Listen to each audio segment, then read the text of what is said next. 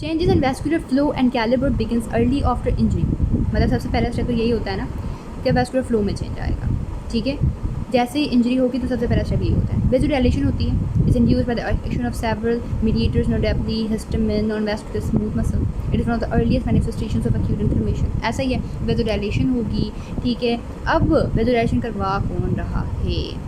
Mediators करवा रहे हैं ऑफकोर्स। कौन सा मीडिएटर? हिस्टामिन, ठीक है।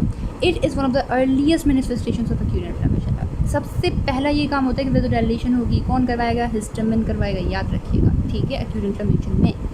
And may be proceeded by transient vasoconstriction. अब देखो, may be proceeded by transient, एक टेम्प्रेरी वेसोकंस्ट्रिक्शन होती है, ठीक है। ये चीज़ ज़्यादा तो आपको थर्ड चैप्टर में, फोर्थ चैप्टर में फिर समझ आएगी, लेकिन देखें ये चीज़ है कि सबसे पहले वेसोकंस्ट्रिक्शन होती, उसके बाद वेसोडाइलेशन होती है। ओके होगी बात, वेसोकंस्ट्रिक्शन दैन वेसोडाइलेशन होती है, लेकिन वो ट्रांजिएंट होती है। मे बी प्रोसीडेड, ऐसा ज़रूरी भी नहीं होता।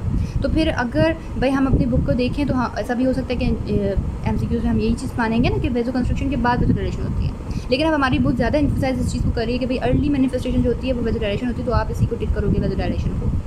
एनीवेज हमारे टीचर्स ने तो यही बताया कि वेसोकंस्ट्रिक्शन पहले होती है। Okay, vasodilation first involves the arterioles and then leads to the opening of new capillary beds in the area. अब वेसोडाइलेशन सबसे पहले हुई कहाँ पर? आर्टेरियोल्स में, क्योंकि याद रखिएगा जो ब्लड फ्लो हो रहा होता है वो आर्टेरियोल्स से वेन्स की तरफ हो रहा होता है, ठीक है। आर्टेरियोल्स से वेन्यूल्स की तरफ हो रहा होता है, मतलब कि हम ये कहेंगे कि आउटफ्लो होता है आर्टेरियोल्स से और इनफ्लो होता है टूवर्ड्स, मतलब इनफ्लो ऑफ कोर्स टूवर्ड्स ही होगा, कहाँ पर? वेन्यूल्स से या वेन्स की तरफ, ओके। बीच में होती हैं कैपिलरीज।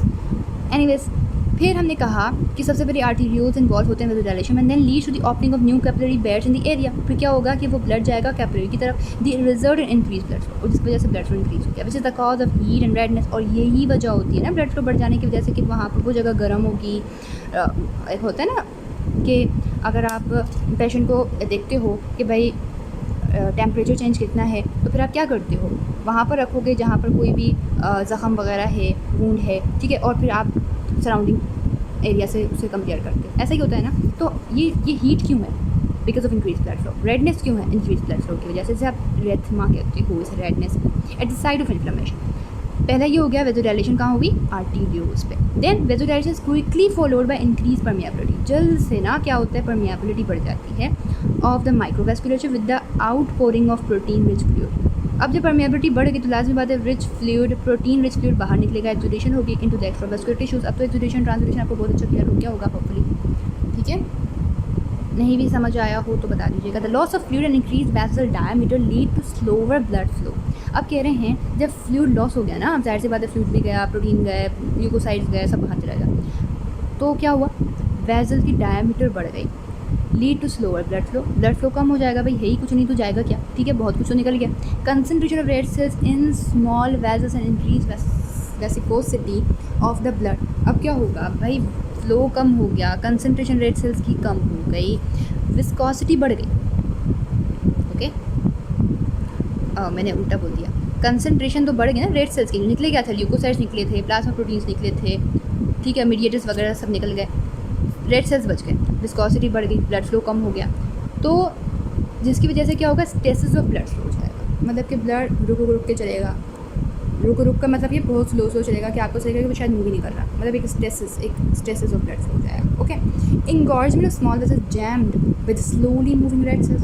अब जो भी स्मॉल वेसल्स हैं वो जैम हो जाएंगे। ऐसा होता है ना कि भाई बहुत स्लो गाड़ियाँ चलेंगी तो पीछे वाला हॉर्न बजाएगा, भाई जल्दी करो, ऐसा होता है कि जैम हो गया रोड, ठीक है।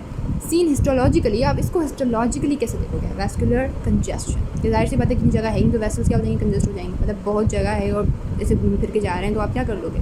वेसोडाइलेशन के बाद कंस्ट्रक्शन हो जाएगी, पैसे कम हो जाएंगे, उसका ल्यूमन कम हो जाएगा वेसल का, ठीक है। वेस्कुलर कंजेस्शन हो गई and externally as localised redness. और फिर आपको बाहर की तरफ से लोकली क्या दिखेंगे? रेडनेस दिखेगा, एरेथमा कहते हैं, ऑफ द इन्वॉल्व टिश्यूज, उन टिश्यूज़ में जहाँ पर ये सब चीज़ें हो रही हैं, ये सारा प्रोसेस हो रहा है, ओके। के बाद एज स्टेसिस डेवलप्स, जैसे ही स्टेसिस डेवलप होती है, blood leucocytes principally neutrophils accumulate along the vascular endothelium. अब हम कह रहे हैं कि भाई एक स्टेसिस ऑफ ब्लड शुरू हो गया ना, रेड ब्लड से वो स्लो जा रहे हैं अपनी धूम से, मजे से कि भाई कुछ है ही नहीं।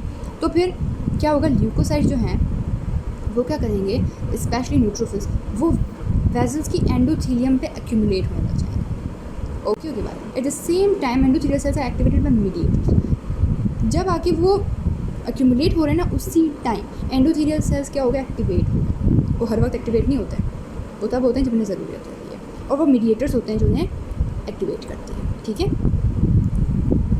ओके की बात। वो हिस्टामिन होते हैं जो उन्हें एक्टिवेट करते हैं, वो मीडिएटर्स कौन से होते हैं जो एक्टिवेट करते हैं, हिस्टामिन होते हैं। Produce at side of infection and tissue damage, और वो मीडिएटर्स प्रोड्यूस तब होते हैं जब कोई इन्फेक्शन हो गया। And express increase levels of adhesion molecules, और वो एक्सप्रेस तभी होते हैं ताकि और ज़्यादा एडिशन हो सके।